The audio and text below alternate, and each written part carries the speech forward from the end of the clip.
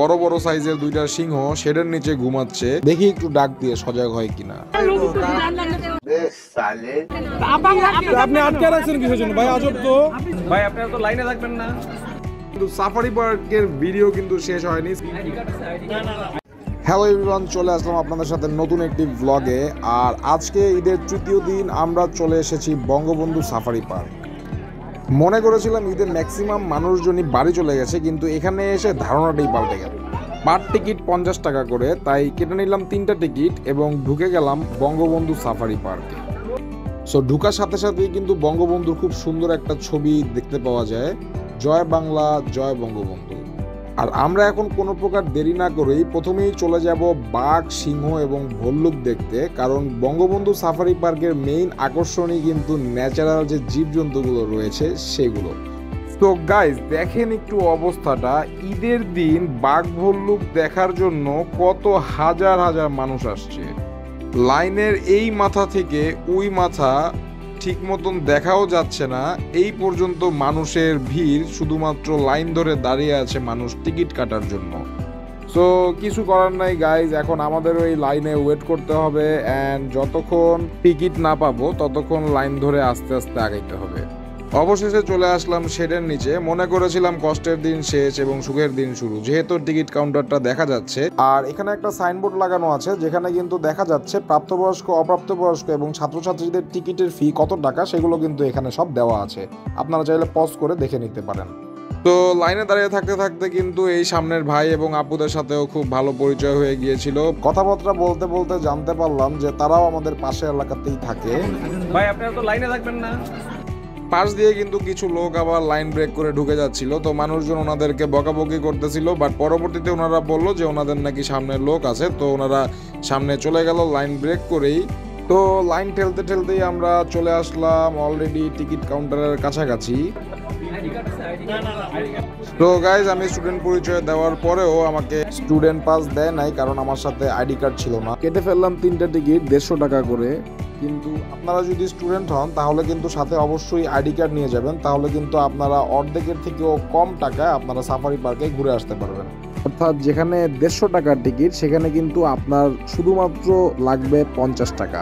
এই ড্রাগনের মাথা দিয়ে ভিতরে ঢুকতে হবে এবং ওই শেষ পর্যন্ত কিন্তু লাইন, তাই ভিতরে ঢুকেও আবার দাঁড়িয়ে আছি সেই লাইনের পিছনেই, কারণ এখানে কিন্তু মাত্র 8টা গাড়ি অ্যান্ড মানুষ আছে অলমোস্ট 200-300-রও বেশি।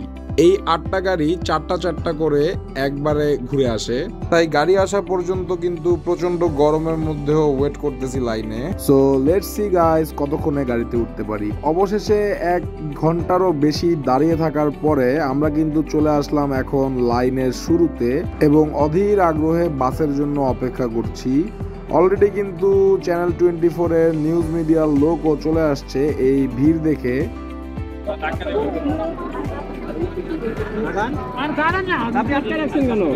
কি রে ভাই? আপনি আটকে রাখছেন কিসের জন্য ভাই? আজব তো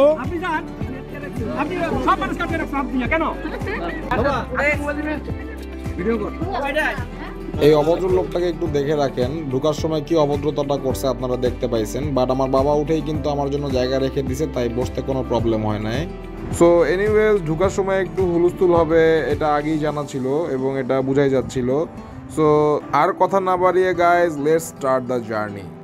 সো প্রথমেই কিন্তু চলে আসলাম আমরা জেব্রাদের কাছে, অ্যান্ড এসে দেখলাম জেব্রারা মনের আনন্দে ঘাস খাচ্ছিল এবং বেশ নাদুস নুদুস ভালো স্বাস্থ্যের অধিকারী তারা। বেশ ভালোই লাগলো জেব্রাগুলোকে দেখে, কারণ সবগুলো জেব্রাই বেশ মোটামুটি সুস্থই দেখাচ্ছিল।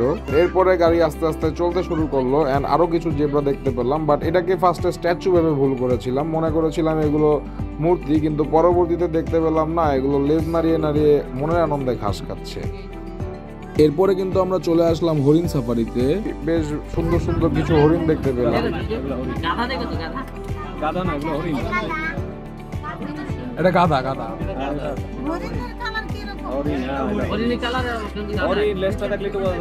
সো গাইজ আমরা কিন্তু ফার্স্টে হরিণগুলোকে গাধা ভেবে ভুল করেছিলাম, কারণ পরবর্তীতে জানতে পারলাম এগুলো আসলে ধূসর হরিণ। সো হরিণকে কেউ গাধা ভেবে ভুল করার কারণ নেই।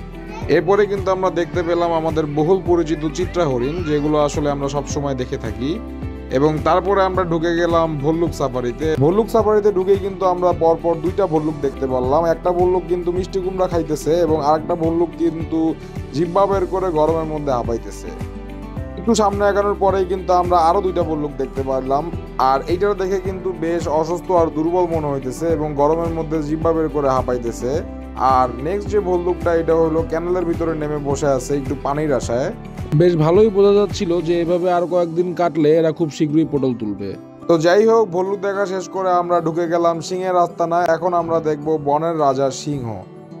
আর সিংহ সাফারিতে ঢুকেই প্রথমেই দেখতে পারলাম বড় বড় সাইজের দুইটা সিংহ শেডের নিচে ঘুমাচ্ছে। দেখি একটু ডাক দিয়ে সজাগ হয় কিনা।